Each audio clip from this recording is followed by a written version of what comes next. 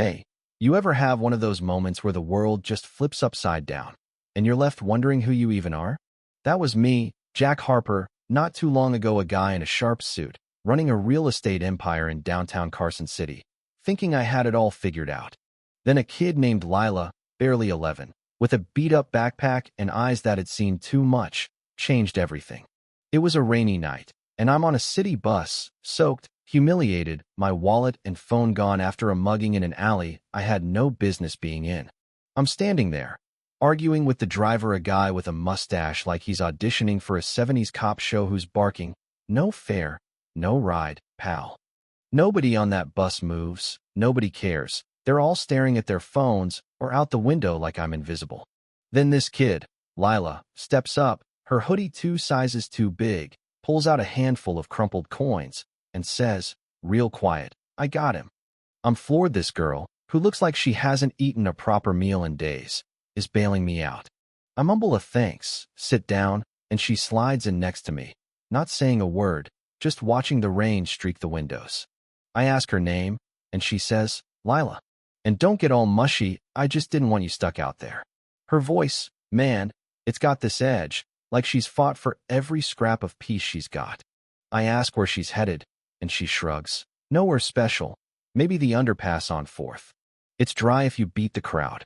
My stomach twists. This kid's sleeping under bridges, and here I am, a guy who's closed million-dollar deals without blinking.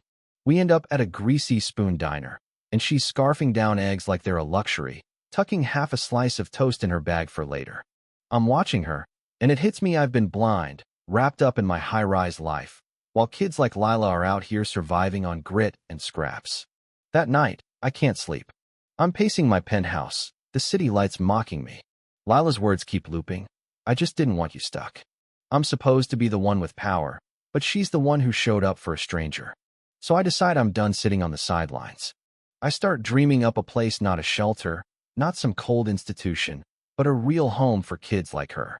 I call it Beacon Home, and I sink my own money into an old rec center on Elm Street, a crumbling wreck nobody wanted. I'm sketching plans, picturing a kitchen, a mural wall, a room where kids can just be kids. But the suits in my office, especially Greg Voss, my CFO, with his slicked back hair and calculator heart, think I've lost it. Jack, you're throwing away our brand for a feel-good project. He sneers at a board meeting, his voice dripping with that corporate smugness. Investors don't care about your charity case. I lean across the table, locking eyes, and say, maybe they should, Greg. Maybe we've been chasing the wrong numbers. I track down Lila again, find her sorting cans near the underpass. I bring her a sandwich and a blanket, and she squints at me. You stalking me now, suit? I laugh, tell her about Beacon Home, and she's skeptical, arms crossed. Sounds like a rich guy's guilt trip. But I keep showing up, no cameras, no agenda, just me and a coffee, asking what kids like her need. Slowly, she opens up. No locks on doors, no yelling, a place where you don't have to pretend to be someone else. She starts coming to the site, bossing around contractors like she owns the place, scribbling notes on a clipboard I got her. The crew loves her, this tiny kid with a big mouth, calling out, "Yo, Carl, that wiring's sloppy." But not everyone's on board. Greg keeps pushing back, whispering to investors that I'm tanking the firm. Then Lila's uncle, Tommy, shows up, a guy in a leather jacket who reeks of cheap cologne and bad intentions. He's leaning on a fence outside Beacon Home, smirking. "Heard my niece is your new pet project, Harper. She owes me for keeping her alive all those years." I'm fuming, but I keep it cool, step in close, and say, "She doesn't owe you squat, Tommy. You left her to rot under a bridge. Get lost, or I'll make sure you regret it." He spits on the ground, mutters something nasty, and slinks off. Lila sees the whole thing, and later, she's quiet, says, "He always comes back when he smells money." I tell her, "Not this time. You choose who stays." The day Beacon Home opens, it's like the city holds its breath. Kids paint a mural, names, stars, a broken chain, and Lila writes, "We're still here." I'm giving a speech, choking up, saying, "This started because a kid gave me a few coins and a lesson in courage." The crowd's cheering, but Greg's in the back, arms crossed, still thinking this is all a stunt. A year later, Beacon Home's thriving, kids laughing, volunteers teaching, Lila leading like she was born for it.